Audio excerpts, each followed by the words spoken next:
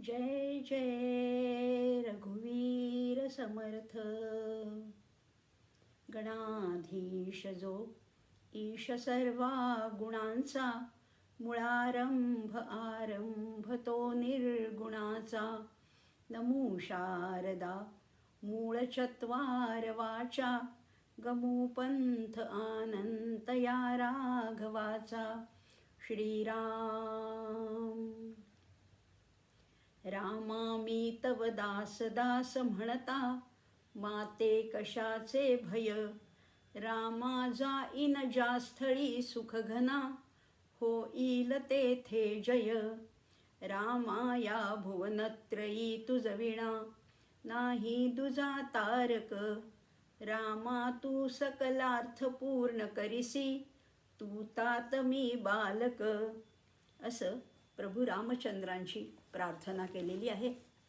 अर्थातच समर्थ श्री रामदास स्वामी यांचं आराध्य दैवत आहे प्रभू रामचंद्र.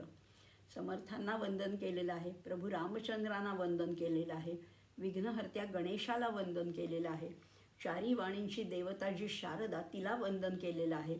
आणि श्रोते आपण सगळे जगदीश मूर्ती आहात. आपल्यातल्या अंतरात्म्याला वंदन करून आजच्या मनोबोध चिंतन या उपक्रमातल्या नव्या श्लोकाला प्रारंभ करत आहेत. आपले 172 श्लोक झालेले आहेत आणि ह्या 172 श्लोकामध्ये आपण भक्ती मार्ग पाहिला, कर्म मार्ग पाहिला, ज्ञान मार्ग पाहिला, उपनिषदातले काही सिद्धांतही पाहिले. आता त्यांचं आणखीन स्पष्टीकरण किंवा आता आपल्याला समर्थ आणखीन त्या परमात्म्यापर्यंत नेत आहेत. अगदी हाताला धरून, आपल्या बोटाला धरून आपल्याला समर्थ परमात्म्यापर्यंत नेत आहेत. मात्र या परमात्म्याच्या मार्गामध्ये अडथळे तरी कुठले आहेत? इतका सोपा पण नाही आहे बरं का. तो सोपा पण नाही, कारण कितीतरी अडथळे येतात आणि सगळ्यात महत्त्वाचा अडथळा आहे तो अहंकाराचा. आणि म्हणून समर्थ आपल्याला आता काय सांगतायत पुढच्या श्लोकामध्ये, की स्वरूपाचं दर्शन घेण्यामध्ये काय काय होतं. आधी आपल्याला समर्थाने अविद्या म्हणजे काय, सुविद्या म्हणजे काय, या कल्पना कशा आहेत हेही सांगितले आहे आणि विवेकाने याचा निवाडा करायचा आहे असंही सांगितलेलं आहे. पण आता त्याच्याही पुढची पायरी आपल्याला गाठायची आहे. विवेक करायचा म्हणजे काय, हा अहंकार काढून टाकायचा म्हणजे काय करायचं, नेमकं काय करायचं. आणि हा अहंकाराला कशाची उपमा दिली, एक अतिशय फार वेगळी पण अत्यंत चपखल अशी उपमा समर्थाने या श्लोकामध्ये दिलेली आहे. ती काय आहे ती बघूया. समर्थ म्हणतात, स्वरूपी उदेला अहंकार राहो, तेणे सर्व आच्छ्या दिले व्योम पाहो. दिशा पाहता ते निशा वाढता हे, विवेके विचारे विवंशूनि पाहे. श्रीराम. काय सुंदर समर्थ सांगतात. विवेके विचारे विवंशूनि पाहे, 3 उपाय सांगतात. विवेक करायचा आहे, विचार करायचा आहे आणि विवंचना करायची. या तिन्हीचे अर्थ आपण ओघामध्ये समजावून घेणारच आहोत. पण आधी उपमा तरी काय दिली या श्लोकाचा आधी शब्दशः अर्थ बघूया आणि मग त्याच्यातला गुह्यार्थ जाणून घेऊया. अहंकार रूपी राहू जो आहे तो मूळ परमात्म स्वरूपामध्येच उदय पावलाय. मूळ परमात्म स्वरूपाला उपमा दिली आहे ती आकाशाची. आणि या आकाशामध्ये राहू म्हणजे खरं काल्पनिकच आहे पण तो उदय पावला आहे. आकाशाप्रमाणे असणारं जे मूळ स्वरूप आहे ते त्यांनी सगळं आच्छादून टाकलंय, झाकून टाकलंय. आणि त्यामुळे झालंय काय, दिशा पाहता तो निशा वाढत आहे. दिशा पाहायला गेलो तर सगळीकडे अंधारच दिसतो. कशाचा अंधार आहे तर तो अज्ञानाचा अंधार आहे. वस्तुतः स्वरूपाचं आकाश अत्यंत निर्मळ आहे, अत्यंत प्रकाशमान आहे. पण तिथे अहंकाराचा राहू आल्यामुळे सगळीकडे अंधारून आलेलं आहे, काळोख झालेला आहे आणि जणू काही रात्रच आहे असं वाटायला लागलं आहे. दिवस असून सुद्धा कधीकधी सूर्यावर काळे कभिन्न ढग आल्यानंतर कधीकधी रात्रीचा इतका अंधारसुद्धा पडतो. आता या अंधारातनं बाहेर पडायचे, प्रकाशाकडे जायचं असेल तर हे दासा, हे भक्ता, हे साधका, तू काय कर, विवेके विचारे विवंशूनि पाहे. विवेक कर, विचार कर आणि विवंचना करून हे खरं स्वरूप जे आहे, सत्स्वरूप जे आहे ते शोधून पहा, असा साधा अर्थ आहे श्लोकाचा. आता बघूया आणखीन समर्थ काय म्हणतात. स्वरूप कसं आहे, नित्य प्रकाशमान आहे, तिथे अंधारच नाही आहे, तिथे अज्ञानच नाही, कारण ते स्वरूप आहे, ते सच्चित आनंद स्वरूप आहे. आणि त्यामुळे या जसं सूर्याला सुद्धा कधी कधी ग्रहण लागतं, तसा हा सत्स्वरूपरूपी सूर्य जो आहे तो काही काळापुरता थोडा झाकला गेला आहे, थोडा अंधारून गेलेला आहे. जसं ग्रहण काळामध्ये राहू केतू त्या सूर्यचंद्राला ग्रासून टाकतात, तशी ही अवस्था झालेली आहे. आणि अशा वेळेला चारही दिशांना अंधार पसरतो.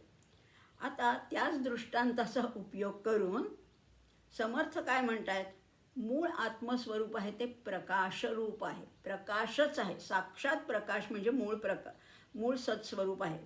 पण त्या सत्स्वरूपामध्ये जेव्हा अहंकाररूपी राहू उदय पावतो, तो राहू स्वरूपावर अज्ञानाचं पांघरूण घालतो, आच्छादन घालतो.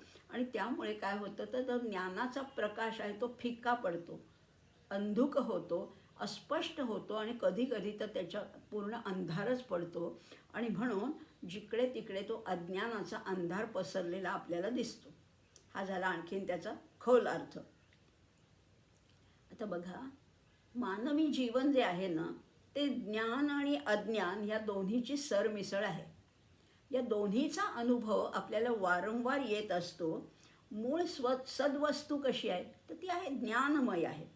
पण ते ज्ञान त्या अज्ञानामुळे झाकलं जातं.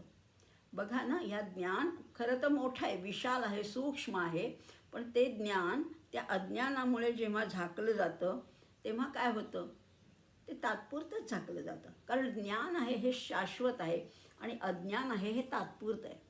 पण व्यवहारात आपण बघतो तात्पुरते, अगदी काही काळापुरता जरी ढगांनी सूर्याला झाकलं तर त्या सूर्याचा प्रकाश तितकासा पडत नाही, मळं भाल्यासारखं वाटतं किंवा कित्येक वेळेला अगदी अंधारून सुद्धा येतं. आता इथे जी उपमा दिली आहे ना, स्वरूपाला आकाशाची आणि अहंकाराला राहूची उपमा दिली आहे, ती इतकी चपखल आहे. आणि दासबोधामध्ये सुद्धा समर्थांनी अनेक वेळेला सत्स्वरूप आणि आकाश याच्यातलं साम्य दाखवलेलं आहे.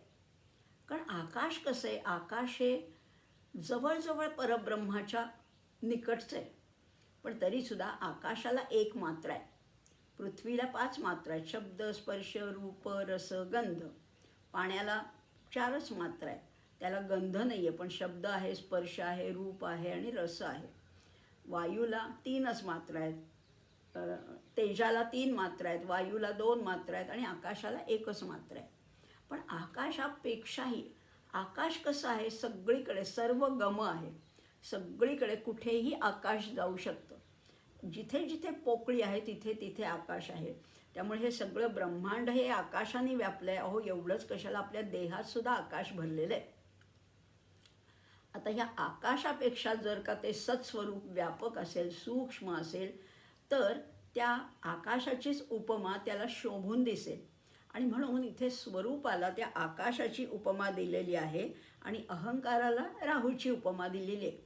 राहू कसा आहे बघा, राहूला खरं म्हटलं तर अस्तित्व नाही आहे, ती केवळ एक कल्पना आहे, केवळ एक कल्पना आहे. अहंकारसुद्धा तसाच आहे, अहंकार देखील काल्पनिकच आहे. आपण हा अहंकार उगीचच वाढवत असतो.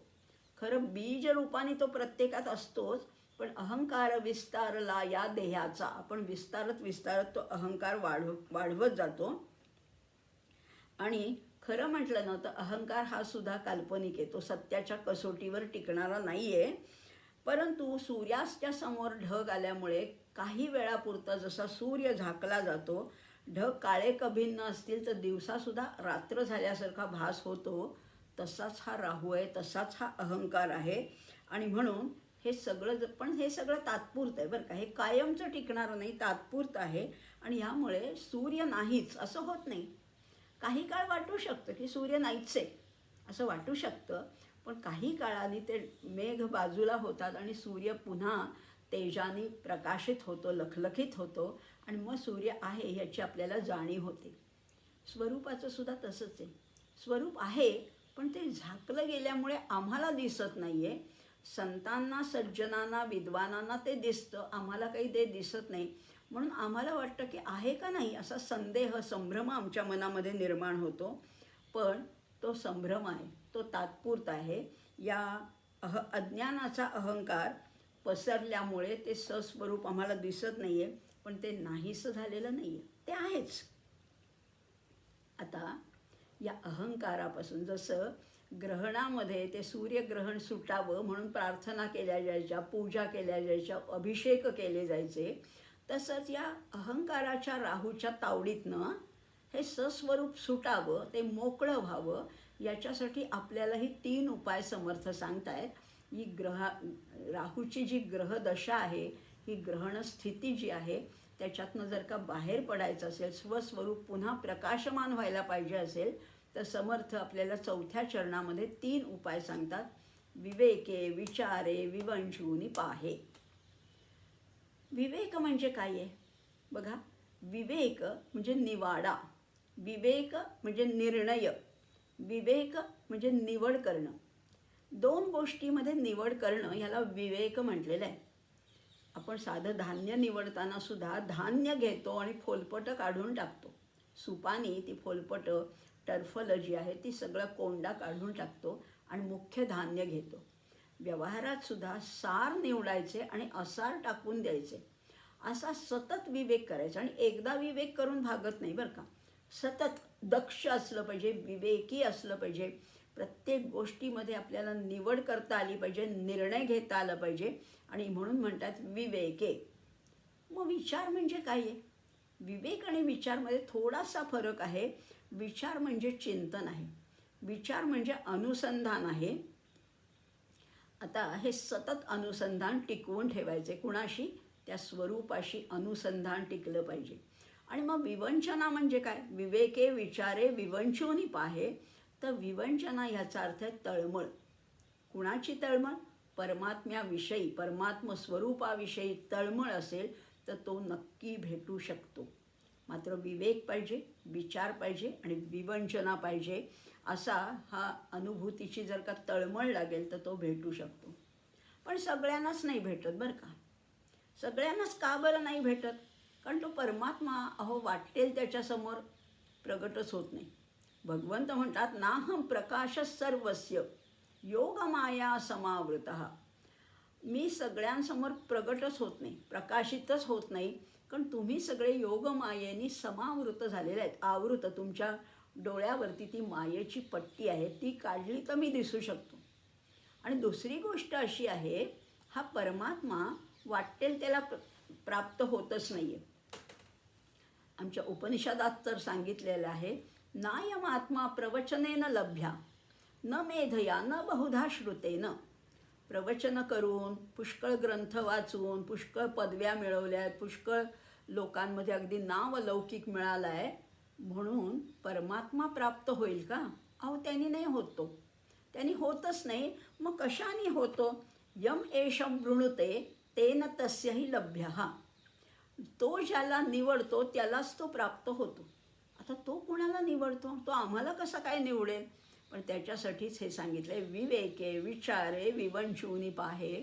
असं जर का तुम्ही क्रमाक्रमाने त्याच्यापर्यंत पोचण्याचा प्रयत्न केलात तर तो निश्चितपणाने प्रगट होतो, प्राप्त होतो. त्याच्याशी तदाकार तद्रूपसुद्धा होता येतं. मात्र त्याच्यासाठी ती खरी तहान लागायला पाहिजे, परमात्म्याची खरी तहान लागायला पाहिजे, तळमळ पाहिजे, जिज्ञासा पाहिजे.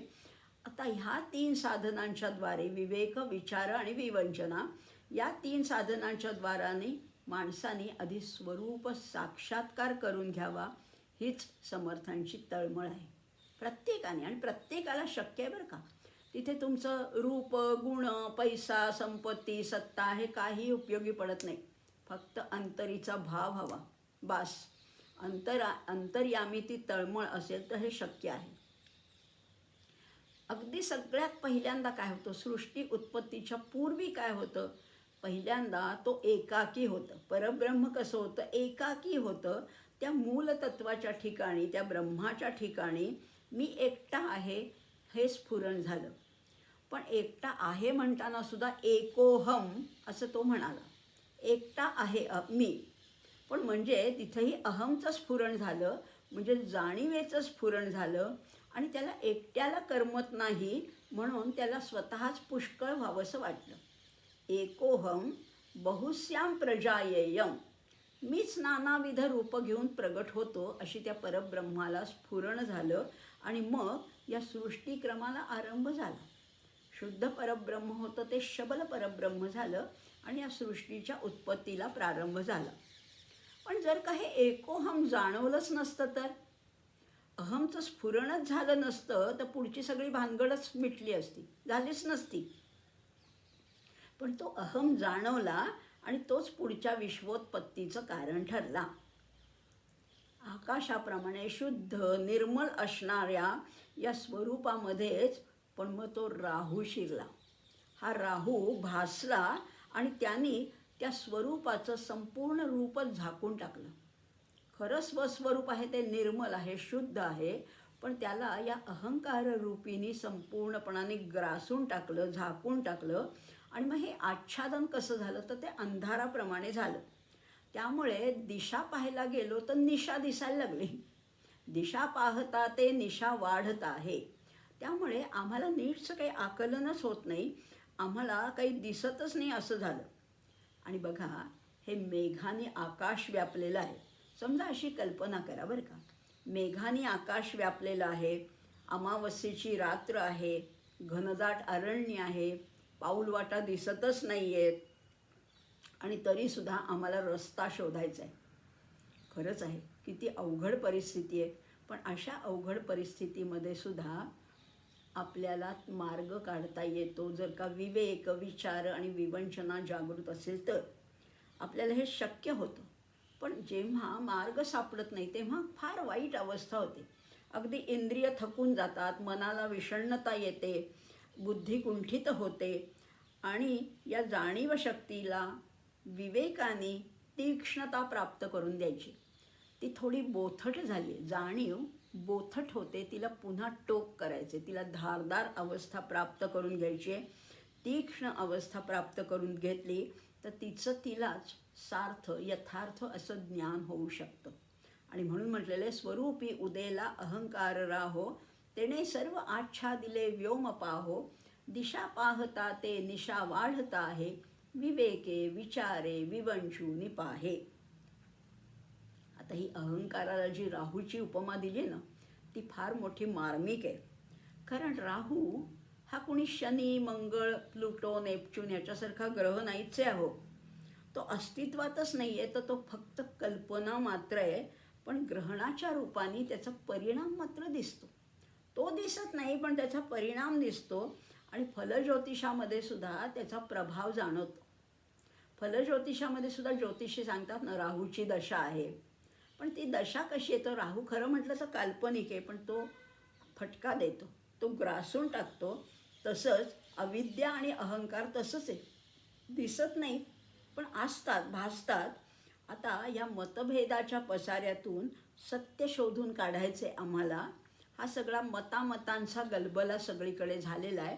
त्याच्यातनं सत्स्वरूप जर का शोधायचं असेल तर समर्थ आपल्याला 3 उपाय सांगतात. विवेके विचारे विवंचू निपाहे. हा 173वा श्लोक होता.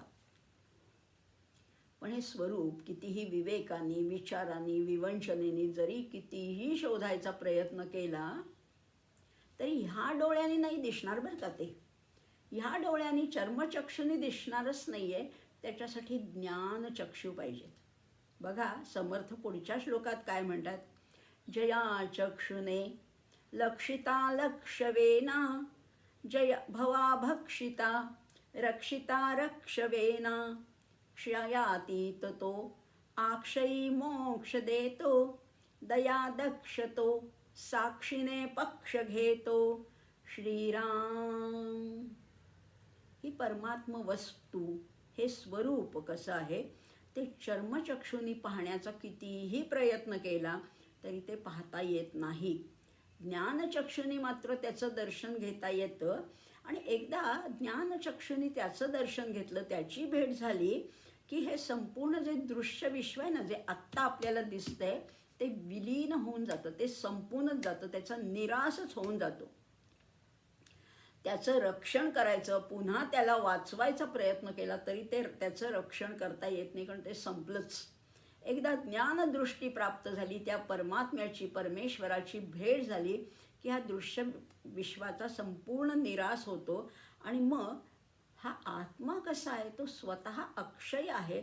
त्यामुळे तो जो मोक्ष देतो, त्याचं दर्शन झाल्यावर तो जो मोक्ष देतो तोही अक्षय असा मोक्ष आहे. आणि तो देतो कसा, साक्षीपणाने तो आत्मज्ञानी पुरुषाचा सांभाळ करतो. आणि म्हणूनच म्हणलंय, दया दक्ष तो साक्षीने पक्ष घेतो. किती वेळा क्ष अक्षर आलंय नाही का. क्ष अक्षर हे खरं म्हटलं तर फारसं वापरात येत नाही, पण ह्या श्लोकामध्ये 12 वेळा क्ष अक्षर वापरलेलं आहे. आणि उगीच वापरायचं म्हणून नाही वापरलेलं, प्रत्येक ठिकाणी त्याचा अत्यंत समर्पक असा वापर केलेला आहे. प्रत्येक चरणामध्ये 3दा क्ष हे अक्षर आलेलं आहे. बघूया आता, आधी अर्थ बघूया आणि मग त्या अनुप्रासाकडे वळूया. दृश्य विश्व पाहण्यासाठीच ही सगळी इंद्रिय दिली आहेत नाही का आपल्याला. डोळ्यांनी पाहता येतं, कानांनी ऐकता येतं, जिभेने आस्वाद घेता येतो, त्वचेने स्पर्श करता येतो, हे सगळं आम्हाला माहिती आहे. मग हे दृश्य विश्व आम्ही या आमच्या ज्ञानेंद्रियांनी पाहतो, ऐकतो, स्वाद घेतो, वास घेतो, हे सगळं करत असतो. पण या चर्मचक्षुनी फक्त दृश्याचाच किंवा स्थूलाचाच आस्वाद घेता येतो किंवा ते पाहता येतं. पण आत्मस्वरूप कसं आहे, ते सूक्ष्म आहे, ते व्यापक आहे, ते ह्या डोळ्यांनी दिसणारच नाही. अतिशय सूक्ष्म आहे, अतिशय व्यापक आहे. पण ज्ञान ही इंद्रिय जी आहेत ना, साधी इंद्रिय आपली ज्ञानेंद्रिय जी आहे ती याच्या पुढे लटकी पडतात, फिकी पडतात, थिटी पडतात. आणि त्या ज्ञानेंद्रियाने काही त्याचं स्वरूप पाहताच येत नाही. मग त्याचं स्वरूप पाहण्यासाठी आपल्याला काय करायला पाहिजे, ज्ञानचक्षु प्राप्त करायला पाहिजेत. ज्ञानचक्षुनी जर का त्याला पाहण्याचा प्रयत्न केला तर त्याला पाहता येतं, त्याचं स्वरूप अनुभवता येतं. अज्ञानाची निवृत्ती करणं हेच तर ज्ञानाचं कार्य आहे. अज्ञान निवृत्त होत असताना, अज्ञान जेव्हा निवृत्त होत असतं तेव्हा अज्ञानाचं कार्यसुद्धा निराश पावतं. अज्ञान हे कारण असेल तर अज्ञानाचं कार्य म्हणजे हे सगळं दृश्य विश्व आहे. हे दृश्य विश्वसुद्धा तेवढ्यापुरतं निराश पावतं.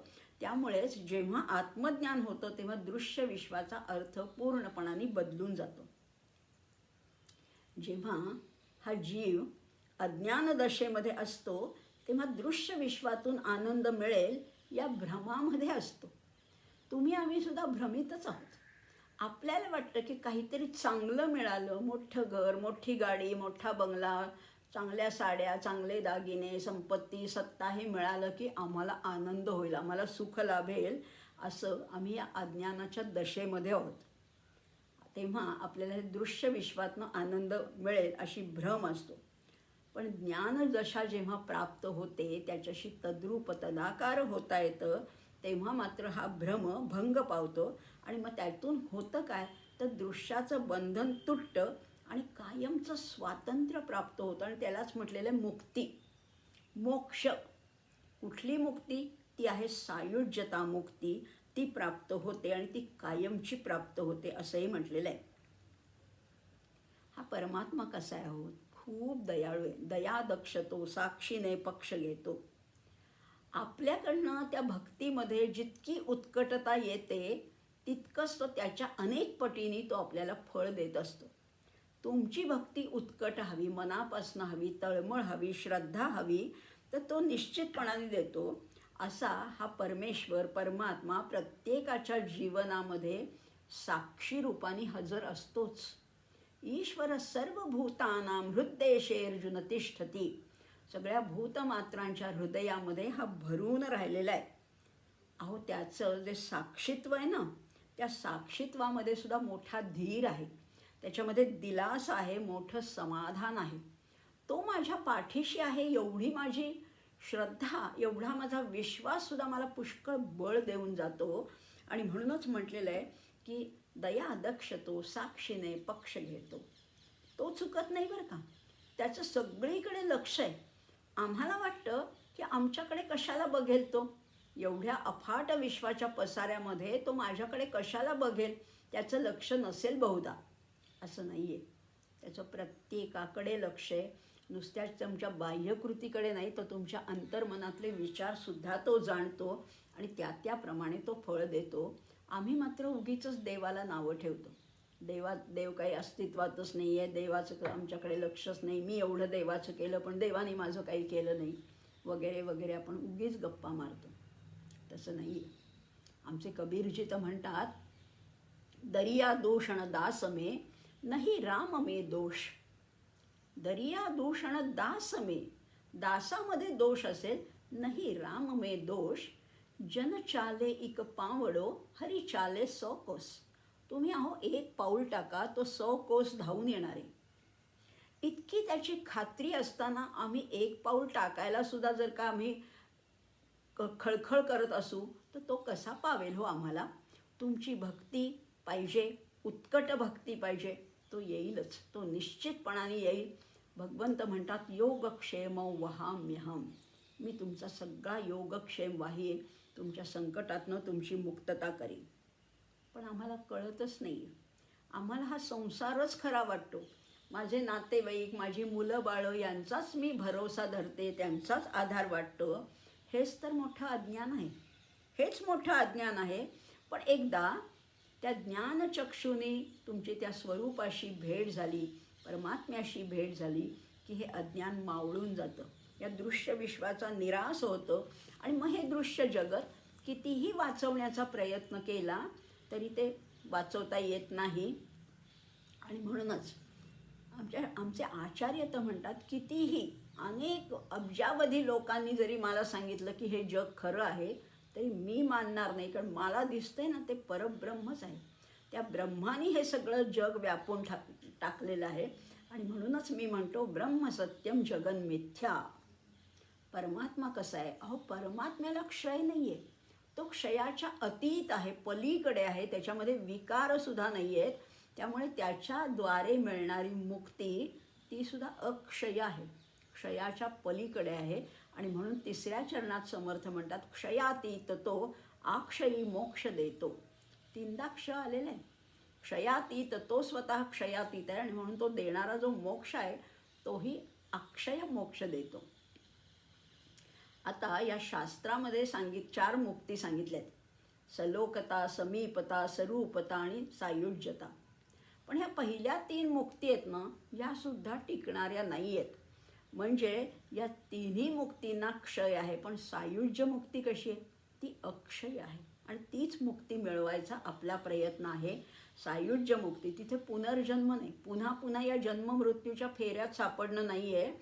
बघा, त्याच्यातनं पूर्ण मुक्तता मिळणार आहे. पुनरपि जननम पुनरपि मरणम नाही आहे तिथे. ती अशी मुक्ती आहे की जिथे पोचल्यानंतर पुन्हा येणं जाणं नाहीच आहे. यद्गत्वा न निवर्तन्ते तद्धाम परमम मम. परत यायचंच नाही आहे सायुज्यता मुक्ती मिळाली की. असा हा दयाळू भगवंत आहे. पण भगवंत दया दाखवताना सुद्धा तत्पर दया दाखवतो. क्षिप्रम हि मानुषे लोके सिद्धिर्भवती कर्मजा. क्षिप्र, लगेच. असं नाही आहे की आज तुम्ही भक्ती केली मग बघू 10-15 वर्षांनी तुम्हाला फळ, असं नाही आहे. लगेच तत्पर, तत्काळ त्याचं फळ मिळतं आहे. आणि त्यामुळे तो कधी विलंब करत नाही, तो तत्पर असतो. हाक मारली ना त्याला, त्याचा धावा केला की तो धावून येतोच. आणि नुसताच येत नाही, तर त्या भक्ताला त्याच्या पात्रतेपेक्षा, त्याच्या क्षमतेपेक्षा, त्याच्या योग्यतेपेक्षा कितीतरी पटीने अधिक अधिक देत असतो. अनेक गोष्टींचा वर्षाव त्याच्यावर करतो. कृपा प्रसादाची बरसात त्याच्यावर करत असतो. त्याच्या मनामध्ये करुणा आहे. तो करुणार्णव आहे, करुणेचा सागर आहे. आणि म्हणून तो भक्ताला कसं बनवतो, तर स्वतःसारखं निर्दोष बनवून टाकतो. आणि मग अशा वेळेला भक्तच भगवंत होऊन जातो. तुकाराम महाराजांच्या भाषेत सांगायचं झालं, देव पहा यासी गेलो, देव होऊन या ठेलो. किंवा असंही म्हटलेलं आहे, आपणासारिखे करीती तत्काळ, नाही काळ वेळ तया लागी. ते परमेश्वर देव हा आपल्यासारखंच आपल्या भक्तांना करून टाकतो. हा भगवंत आहे ना, तो भक्तांचा कैवारी आहे. त्यांचा पक्ष घेतो, पण त्याचं श्रेय मात्र घेत नाही बरं का. तो स्वतः काही आपल्याकडे श्रेयही घेत नाही. भगवंत आणि भक्त यांच्यातलं द्वैतच संपून जातं आणि हे द्वैत संपल्यावर श्रेय कुणी कुणाला द्यायचं किंवा घ्यायचं प्रश्नच उरत नाही. द्वैत सरूनच गेलेलं आहे. काय सुंदर सांगितलं ह्या श्लोकात. आणखीन अनुप्रासाची तर गंमत आहेच आहे. क्ष हे अक्षर जवळजवळ 12 वेळेला आलेलं आहे. प्रत्येक चरणामध्ये 3दा, असे 4 चरणामध्ये 12 वेळा हे क्ष अक्षर आलेलं आहे. पण किती म्हणताना सुद्धा किती गोड वाटतं ना. हा श्लोक म्हणताना सुद्धा अत्यंत आनंद मिळतो. अर्थाने तर मिळतोच, पण म्हणताना सुद्धा, म्हणण्याच्या शब्दामध्ये सुद्धा फार गंमत आहे. ही भगवत कृपा आमच्यावरही व्हायला पाहिजे. पण हा भगवंत सगळ्यांवर तशी दया करत नाही. जरी तो म्हणला नमे द्वेषोस्ति न प्रिया, मला कोणी द्वेषही मला कुणाचं वाटत नाही, कोणी प्रियही वाटत नाही, तरीसुद्धा भगवंत काही लोकांवरच कृपा करतो. असं उपनिषद सांगतात. यमैष वृणुते तेन लभ्यः तस्यैष आत्मा विवृणते तनुस्वाम.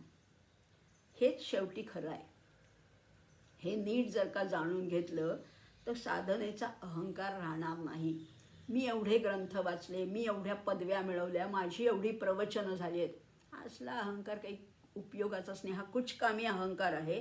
आणि जो खरा श्रद्धावंत आहे त्याला एक आश्वासन देतात भगवंत, योगक्षेम वहाम्यहम, मी तुझा योगक्षेम चालवेन. भगवंत कसे आहेत? सर्व साक्षी आहेत. सर्व साक्षी आहेत. दक्ष आहे, तत्पर आहे, दयाघन आहे. तो भक्ताच्या पाठीशी वात्सल्याने उभा राहतो. जसं वडील आपल्या मुलाच्या सगळे हट्ट पुरवतो, तसे भगवंत सुद्धा आपल्या भक्ताचे सगळे लाड करतो आहोत. सगळे हट्ट पुरवतो त्याने. पण त्या हट्ट जरी पुरवत असला तरी ते वडील कसे आहेत? ते करारी आहेत. ते बरोबर लक्ष ठेवतात. त्यांची जरब असली पाहिजे. आणि म्हणूनच हा भगवंत सुद्धा कसा आहे तो बघतो बरं का. मी कुणाकुणाला काय काय देणगी दिलेली आणि त्याचा ते कसा वापर करतायत हेच त्याच्याकडे लक्ष असतं. कारण बघा ना, आपणही आपल्याकडे समजा खूप पैसा आहे आणि एखाद्या संस्थेला आपण देणगी दिली तर आपला अधिकार आहे की त्याचा, त्या देणगीचा ते व्यवस्थित वापर करतायत ना. जर का कधी असं आढळलं की त्या देणगीचा योग्य तो वापर केला जात नाहीये तर पुढच्या वेळेला आपण देणगी देणार नाही. साधा व्यवहार आहे. मग भगवंतानी एवढी मोठी देणगी आपल्याला दिलेली, आधी हा खणखणीत चांगला मानव देह मिळालेला आहे, दुर्लभ असा मानव देह मिळालेला आहे, त्याचा वापर तुम्ही चांगल्या करतायत ना, नीटपणाने योग्यप्रमाणे प्रत्येक क्षण सार्थकी लावताय ना, हे तो बघत असतो. नाहीतर मग तो ती देणगी काढून घेईल आणि परत अशी देणगीसुद्धा मिळणार नाही आहे. आणि म्हणून ह्या जन्मातच मृत्यू येईपर्यंत जेवढा काळ आपल्या हातात आहे तेवढा सार्थकी लावायचं आहे. सार्थकी लावायचं आहे, नामस्मरणामध्ये घालवायचं आहे.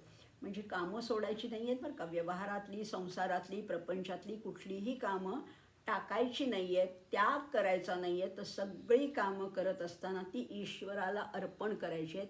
प्रत्येक काम करताना हातामध्ये काम आणि मुखामध्ये नाम आणि हृदयामध्ये राम असं असेल तर ती कामं भगवंताला पसंत पडतात.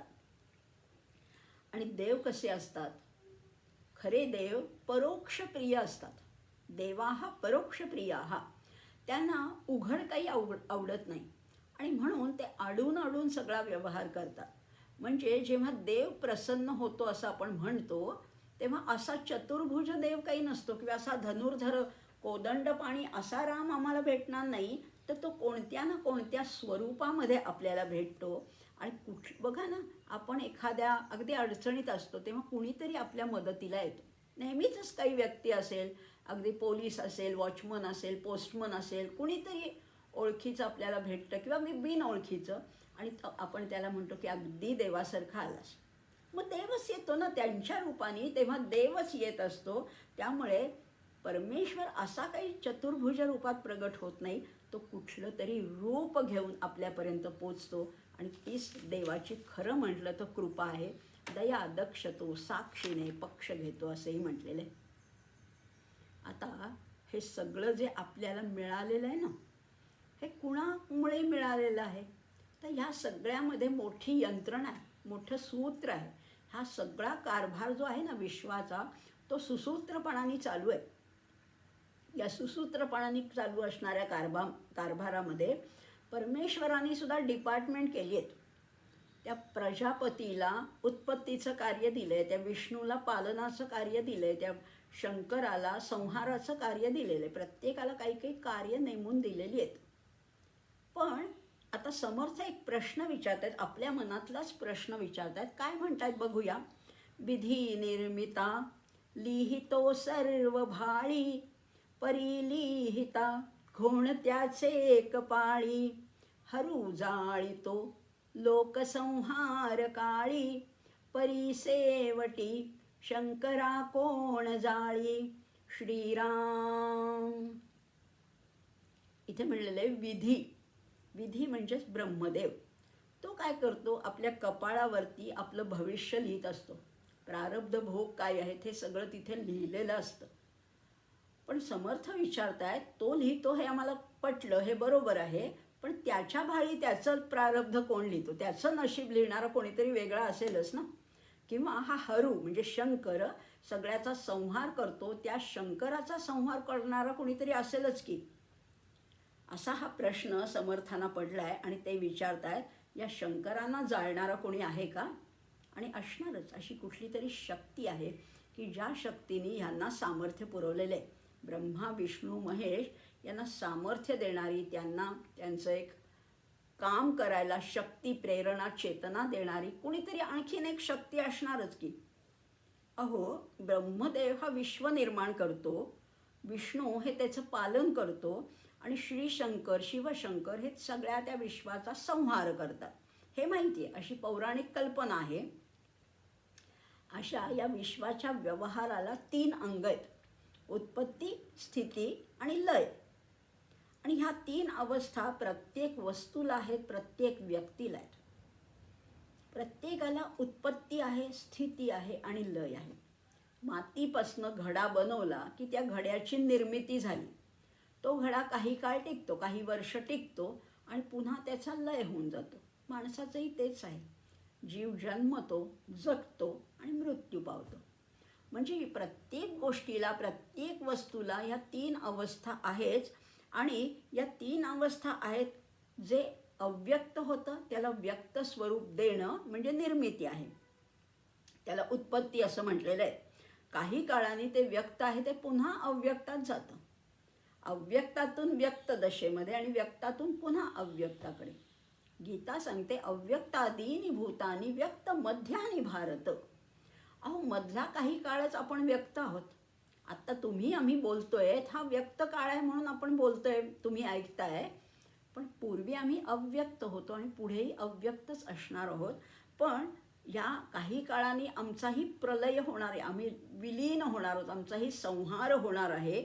आणि म्हणून उत्पन्न होणारी वस्तू त्याचा संहार होईपर्यंत काही काळ अस्तित्वात असते, म्हणजेच व्यक्त दशेमध्ये असते. पुराणामध्ये ही 3ही कामं 3 देवांना वाटून दिलेली आहेत. या सगळ्या देवांना आपल्या आपल्या कार्याची शक्ती ज्याच्यापासनं मिळते तो आत्मा हाच तर खरा देव आहे, हाच थोरला देव आहे. आणि म्हणून ब्रह्मदेवाचा सुद्धा कोणीतरी निर्माता असलाच पाहिजे ना. ब्रह्मदेवाचा निर्माता आहे, विष्णूचा देखील कोणीतरी पालनहार असणारच की.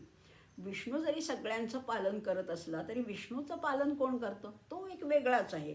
आणि शंकर सगळ्यांना संपवतो, संहार करतो. पण शंकरांना संपवणारा, शंकरांना जाळणारा कोणीतरी असणारच.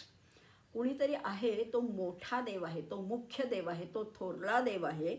या आता बघा, या श्लोकामध्ये समर्थांनी उत्तर नाही दिलेलं, आपल्यावरच उत्तर सोपवलेलं आहे. आपल्याला प्रश्न विचारला आहे, परिलिहिता कोण त्याचे कपाळी. त्याच्या कपाळावर त्याचं भाग्य लिहिणारा कोण आहे, तुम्हीच सांगा, तुम्हीच शोधा.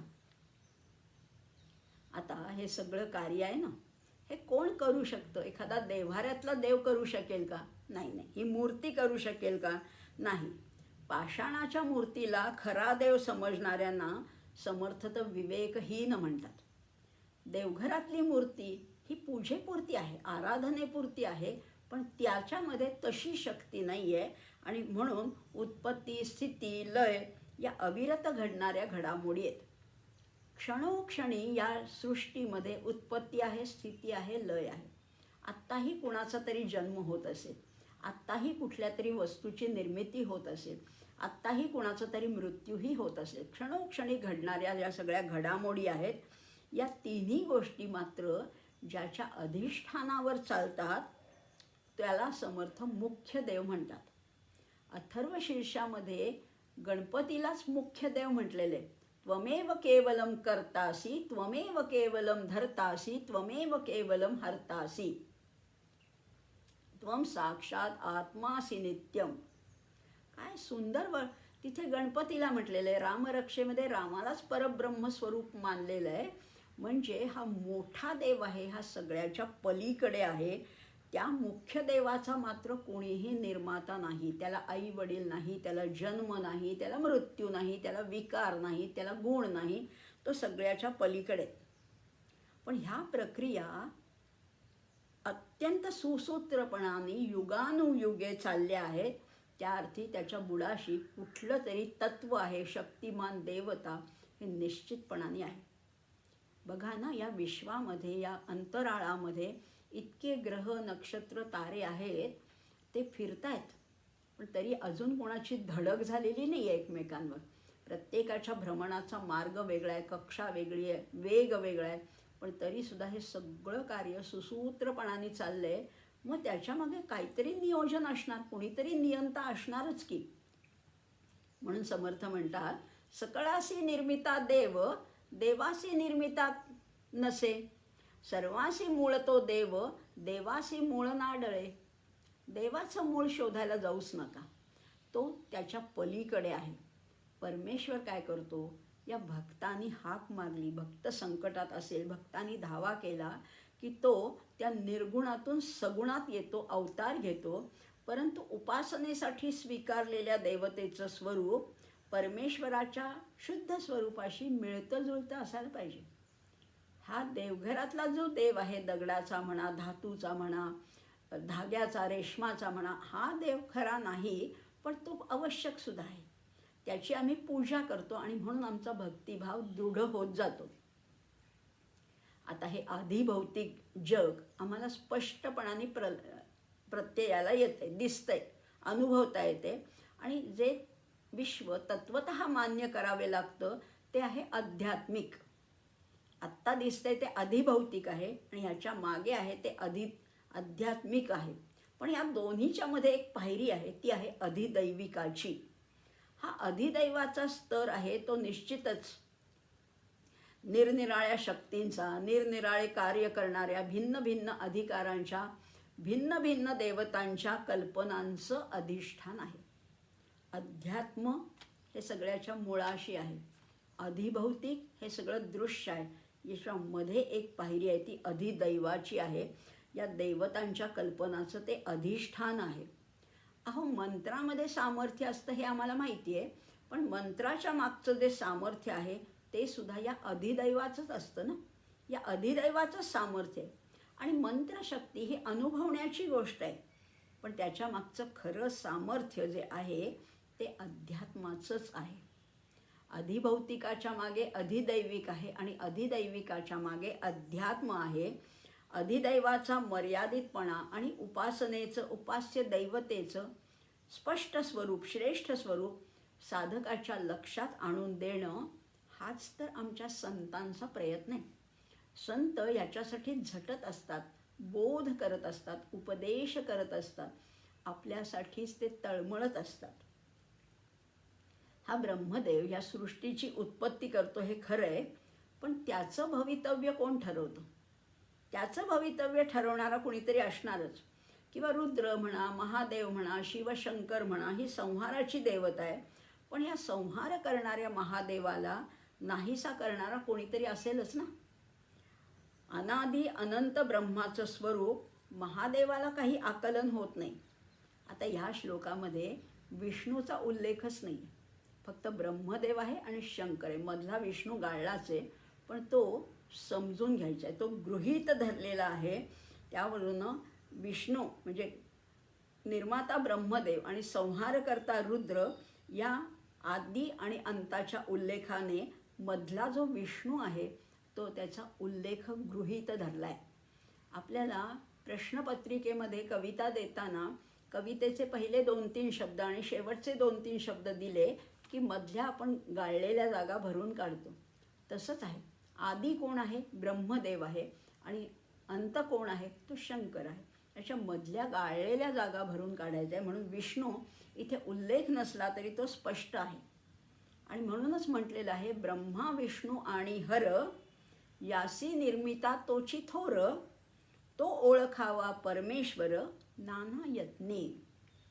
ब्रह्मा विष्णू महेश यांना शक्ती देणारा, त्यांना सामर्थ्य देणारा, त्यांना प्रेरणा देणारा कुणीतरी वेगळा देव आहे. या सगळ्यांच्यापेक्षा वेगळा आहे. आणि तो देव आहे, तो मोठा देव आहे, तो मुख्य देव आहे, तो प्रमुख थोरला देव आहे. आणि त्याला शोधण्याचा प्रयत्न करायचा आहे.